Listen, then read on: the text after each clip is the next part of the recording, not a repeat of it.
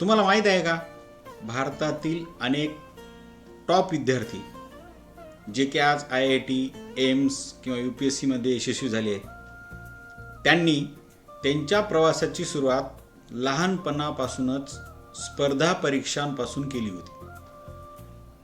म्हणजे 5वी पासून असेल, 7वीला असेल, 8वीला असेल, वेगवेगळ्या ऑलिम्पियाड, 10वीच्या अगोदर त्यांनी प्रत्येक इयत्तेमध्ये वेगवेगळ्या स्पर्धा परीक्षा दिल्या होत्या. आणि या स्पर्धा परीक्षांचे अनेक फायदे आहेत. त्याचबरोबर विद्यार्थ्यांची जी पर्सनॅलिटी आहे तिच्यामध्ये सुद्धा अनेक सुधारणा होतात.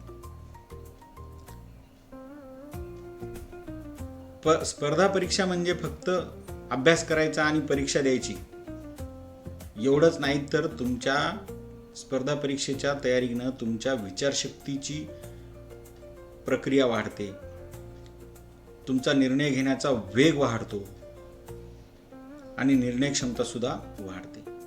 NTSC असेल, ऑलिम्पियाड असतील, स्कॉलरशिप एक्झाम असेल, त्याच्याबरोबरच BDS असेल, श्रेया परीक्षा असेल, अशा अनेक प्रकारच्या वेगवेगळ्या स्पर्धा परीक्षा आहेत 10वी पर्यंत. या सगळ्या तुमच्या भविष्यासाठी बेस तयार करतात. आणि लहानपणापासूनच आपल्याला स्पर्धेची सवय लागते. येणारा काळ हा स्पर्धेचा आहे, बरोबर आहे. मग आपणही त्यासाठी तयार झालं पाहिजे.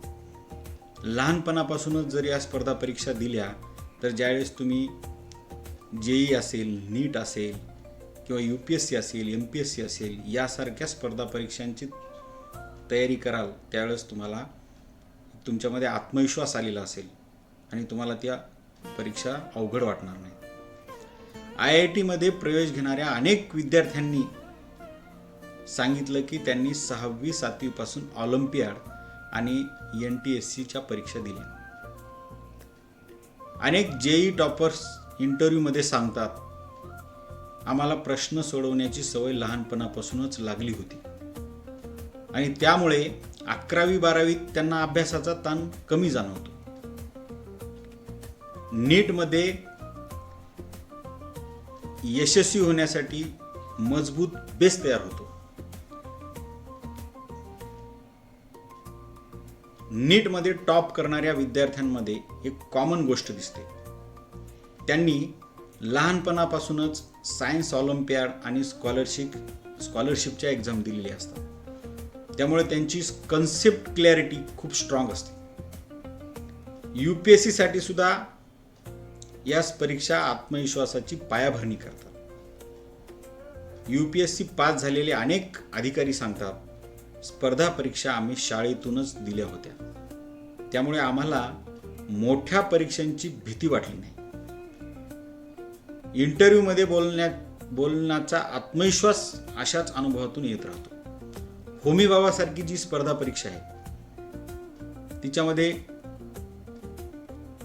तुमचं ज्ञान तर तपासतात, परंतु तुमची बोलण्याचे कौशल्य कसं आहे, प्रेझेंटेशन कसं आहे, त्याच्यानंतर तुमच्यातली संशोधन वृत्ती कशी आहे, तुम्हाला संशोधन करावं लागते त्यांनी दिलेल्या सब्जेक्टवर. म्हणजे सर्व प्रकारे तुमच्या पर्सनॅलिटीचा त्या ठिकाणी कस लागतो आणि यातून तुमचा आत्मविश्वास वाढतो. त्याचबरोबर शिष्यवृत्ती सारख्या ज्या परीक्षा आहेत त्याच्यातून आर्थिक मदतही होते.